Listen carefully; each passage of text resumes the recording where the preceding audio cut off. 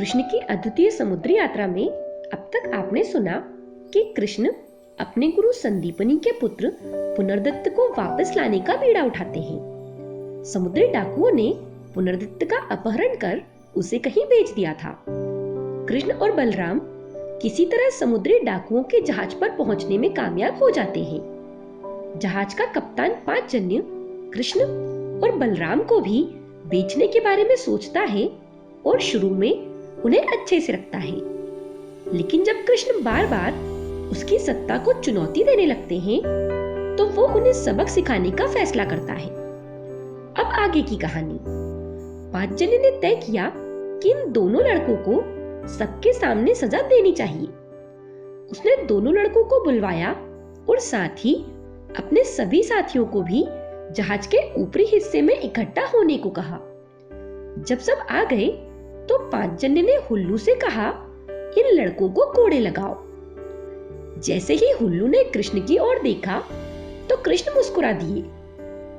हुल्लू अंदर से बहुत डरा हुआ था। उसने सोचा, जरूर ये कोई बुरी आत्मा है।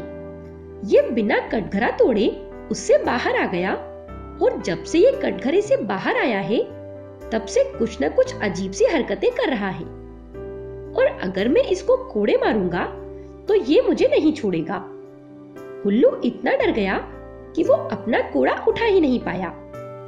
पांचजन्य ने जब ये देखा कि हालात बेकाबू हो रहे हैं, वो नहीं चाहता था कि वहां मौजूद लोगों को ऐसा लगे कि हुक्कू और हुल्लू उसका हुक्म नहीं मान रहे हैं। उसने कहा, लाओ ये कोड़ा मुझे दो, मैं ही इन्हें सजा दूंगा।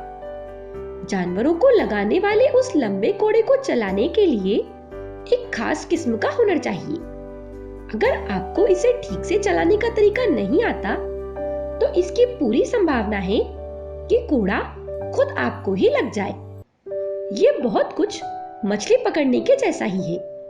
अगर आपको मछली पकड़ना नहीं आता तो आप कोई मछली नहीं पकड़ पाएंगे। जानवरों को लगाने वाला कोड़ा भी ऐसी ही चीज है। आपको पता होना चाहिए कि उसे कैसे इस्तेमाल करते हैं। पांचजन्य कोड़ा चलाना नहीं जानता था, जबकि कृष्ण, जिनका पूरा बचपन गायों को चराते हुए बीता था, बहुत अच्छी तरह से कोड़ा चलाना जानते थे। पांचजन्य ने कृष्ण को कोड़ा मारने की कोशिश की, लेकिन कोड़ा कृष्ण को ठीक से नहीं लग पाया। आमतौर पर कोड़े के लगने से खाल उधड़ जाती है, लेकिन उससे कृष्ण की पीठ पर बस एक हल्का सा निशान ही पड़ा। कृष्ण समझ गए कि पांचजन्य कोड़ा चलाना नहीं जानता है। मौका देखकर कृष्ण ने कोड़े के दूसरे सिरे को कसकर पकड़ लिया और पांचजन्य के हाथों से खींचकर उसे छीन लिया और उल्टे उसकी पीठ पर ही जबरदस्त कोड़े बरसाने लगे। कृष्ण ने पांचजन्य को इतनी बुरी तरह से कोड़े लगाए कि उसकी खाल उधड़ गई और वो बेहोश हो गया। हुक्कू और हुल्लू की मदद से कृष्ण पांचजन्य को उसके कमरे तक ले गए। इसके बाद कृष्ण ने खुद उसके घावों पर दवा लगाई। कुछ देर में जब पांचजन्य को होश आया तो कृष्ण ने उसे समझाया, देखो मेरा तुमसे कोई लेना देना नहीं है। मेरा मकसद सिर्फ अपने गुरु के पुत्र को बचाना है, जिसे तुमने बेच दिया है। मुझे पता है कि तुम्हारे मन में मेरे गुरु या गुरु पुत्र के प्रति कोई नफरत नहीं है। तुम अपना धंधा कर रहे हो, तुम लुटेरे हो और यही तुम्हारा धर्म है। दूसरी तरफ मैं भी एक शिष्य का धर्म निभा रहा हूँ। मुझे इस तट पर उतार दो और अपने रास्ते चले जाओ। मैं तुमसे कोई मतलब नहीं रखना चाहता। लेकिन पांचजन्य इतनी आसानी से हार मानने वाला नहीं था। वो दर्द से जरूर कराह रहा था, लेकिन साथ ही अपने ही साथियों के सामने हुए अपमान की आग में भी जल रहा था।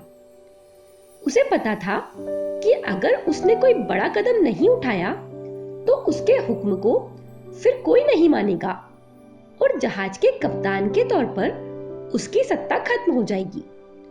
पांचजन्य के पास एक बेहद खूबसूरत शंख था, जिसे वो हमेशा अपने कंधे पर सजाए रखता था। आदेश देने, जहाज चलाने और ऐसी ही दूसरी चीजों के लिए वो इस शंख का इस्तेमाल करता था। उन दिनों भारत में शंख का खूब प्रयोग होता था, लेकिन ये एक बड़ा ही अनोखा शंख था जिसकी आवाज बहुत ही सुरीली थी। कृष्ण ने वो शंख भी पांचजन्य से ले लिया और कहा कि मैं इस शंख को अब अपने पास रखूंगा। मैं इसे पांचजन्य से एक तोहफे की तरह ले रहा हूं। कृष्ण ने उस शंख का नाम भी पांचजन्य रख दिया और फिर वो शंख हमेशा उनके पास रहा। महाभारत के युद्ध के दौरान इस पांचजन्य शंख ने बड़ी अहम भूमिका निभाई थी। ये ताकत और विजय का प्रतीक बन गया था। पांचजन्य के घावों पर मरहम वगैरह लगाने के बाद कृष्ण जहाज के ऊपरी हिस्से में आ गए और जहाज को उधर मोड़ दिया जिधर वो जाना चाहते थे। कृष्ण जहां जाना चाहते थे वो एक ऐसा राज्य था जिस पर एक महिला का शासन था और लोग उसे देवी मां जैसा मानते थे। कृष्ण ने जहाज चलाना सीख लिया था और वो खुद ही जहाज को लेकर आगे बढ़ रहे थे, क्योंकि जहाज के चालक बिकरू को डर था कि अगर उसने कृष्ण की मदद की तो बाद में पांचजन्य उसे मृत्यु दंड भी दे सकता है। इसलिए उसने जहाज चलाने से मना कर दिया था। रात के वक्त कृष्ण और बलराम ने देखा कि एक बड़े डील डोल वाला इंसान हाथ में एक छोटी सी तलवार लिए उनकी ओर हमला करने को बढ़ रहा है। ये इंसान पांचजन्य ही था। वो विशालकाय था और अगर उसके हाथ में तलवार है तो उससे लड़ना बेहद मुश्किल हो सकता था। कृष्ण कोई रास्ता ढूंढने लगे।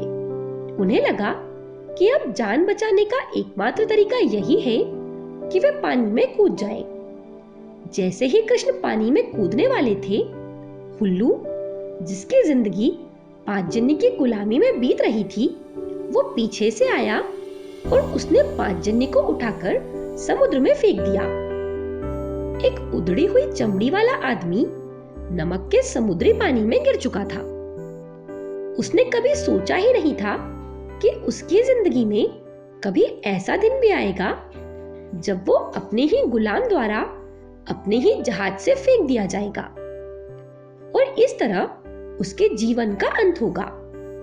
इस घटना के बावजूद उन लोगों ने अपनी यात्रा जारी रखी। अब कृष्ण और बलराम ही उस जहाज के नए मालिक थे और अब उन्हें किसी का डर नहीं था। हुक्कू और हुल्लू अब उनके अंगरक्षक बन गए थे। इसके बाद क्या हुआ? क्या कृष्ण अपने गुरु भाई को ढूंढने में कामयाब हो पाए? आगे क्या हुआ ये हम जानेंगे कहानी के अगले हिस्से में। आपको अब तक की ये कहानी कैसी लग रही है मुझे कमेंट करके जरूर बताएं। मेरे साथ बने रहने के लिए आप सभी का धन्यवाद।